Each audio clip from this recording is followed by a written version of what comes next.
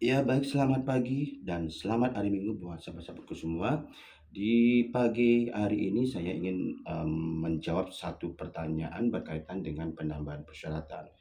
Di dalam pertanyaan ini muncul beberapa pertanyaan terhadap penambahan persyaratan, yaitu siapa yang menetapkan penambahan persyaratan, siapa yang bertanggung jawab terhadap penambahan persyaratan, dan ketiga, kapan penambahan persyaratan ini dilakukan, apakah pada saat PPK menetapkan dokumen persiapan pengadaan, ataukah pada saat tender, sebelum pelaksanaan tender, pada saat persiapan pemilihan, PPK mengusulkan atau Pokja mengusulkan adanya penambahan persyaratan. Baik, ini memang sangat menarik ya. Jadi penambahan persyaratan ini tentu sangat dimungkinkan oleh ketentuan yang ada, di mana penambahan persyaratan ini dapat dilakukan untuk penambahan persyaratan teknis dan atau kualifikasi.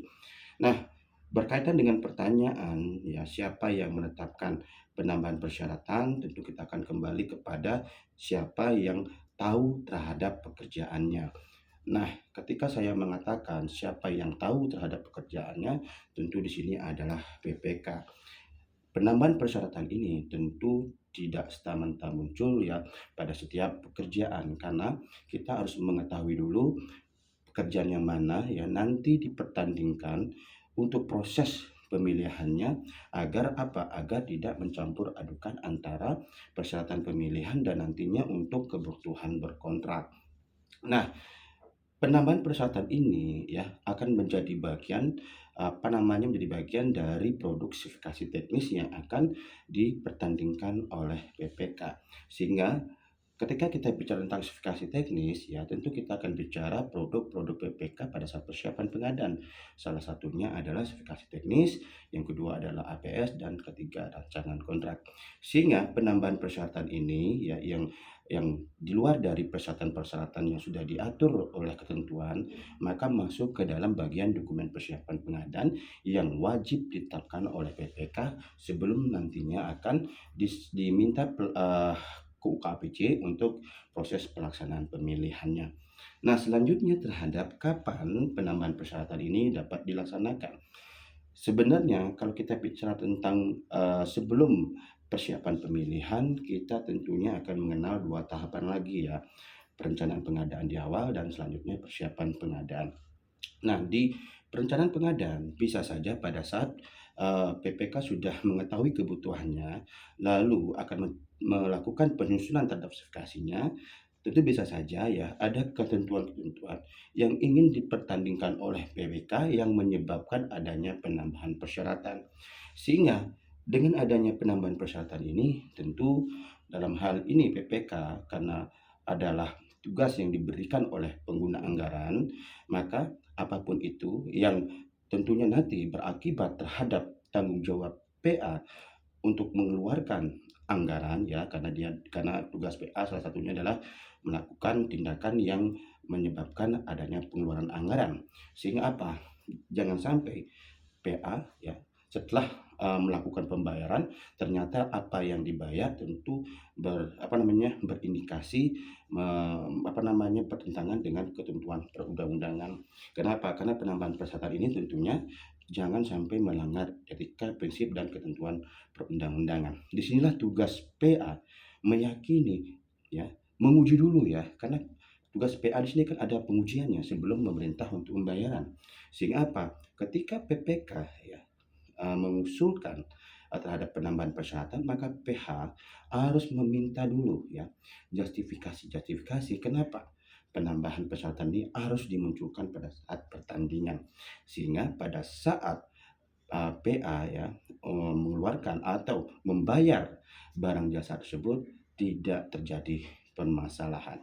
Nah, selanjutnya siapa yang bertanggung jawab terhadap penambahan persyaratan? Mari kita lihat ya. Pertama, PA ya di sini berkewenangan untuk membayar atau melakukan tindakan yang berakibat terjadinya pengeluaran anggaran. Sehingga posisi di sini adalah ketika PA sudah membayar, maka di sini juga akan menjadi tanggung jawabnya PA. Kedua, PPK. Dalam hal ini PPK sebagai orang atau pejabat yang menetapkan persyaratan tentu sangat berhati-hati ya di sini untuk menambah persyaratan. Jangan sampai penambahan persyaratan ini akan mengakibatkan pelanggaran-pelanggaran terhadap etika, pelanggaran-pelanggaran terhadap prinsip dan tentunya apalagi bertentangan dengan ketentuan perundang-undangan. Nah, di sini PPK seharusnya sudah mampu menyusun apabila memang diperlukan penambahan persyaratan tentunya sesuai dengan kebutuhan. Sehingga apa? Ketika misalkan penambahan persyaratan ini ternyata tidak sesuai dengan ketentuan, maka tanggung jawabnya ada di PPK. Lalu bagaimana misalkan di Pokja Pemilihan? Nah, kewenangan Pokja Pemilihan di sini tentu kita tahu ya di persiapan pemilihan dan di pelaksanaan pemilihan. Tugas pertama adalah di persiapan pemilihan. Tugas Pokja bukan mengusulkan tapi mereview atas apa yang ditetapkan oleh BPK. Apakah yang ada persyaratan-persyaratan di luar dari ketentuan yang sudah diatur, termasuk nanti mereview kembali terhadap ketentuan penambahan persyaratan. Lalu bagaimana misalkan penambahan persyaratan ini tidak sesuai dengan salah satunya misalkan prinsip? Maka di sini Pokja Pemilihan harus mengusulkan kepada PPK untuk melihat kembali penambahan persyaratan itu agar tidak bertentangan dengan prinsip pengadaan barang jasa. Lalu kemudian bagaimana misalkan PPK tidak menyetujui dan ingin agar tetap penambahan persyaratan itu dilaksanakan? Maka di sini kembali kepada siapa yang menjadi pihak yang tentunya akan nanti memiliki tanggung jawab terbesar untuk proses terhadap pengeluaran anggaran ya tentunya. Jadi di sini tentunya kita akan meminta kepada PA agar diputuskan apakah persyaratan PPK ini dapat tetap disepakati oleh PA ataupun menyepakati terhadap usulan dari Pokja. Dalam hal di sini PA menyetujui misalkan terhadap usulan PPK, tentu pada saat ini putusannya sudah menjadi final sehingga tanggung jawabnya kembali kepada PPK dan PA karena PA sudah menyetujui terhadap penetapan penambahan persyaratan PPK. Sehingga apa? Di sini tugas Pokja kan sudah selesai ya di tugas persiapan pemilihan di mana hanya mereview bukan mengusulkannya.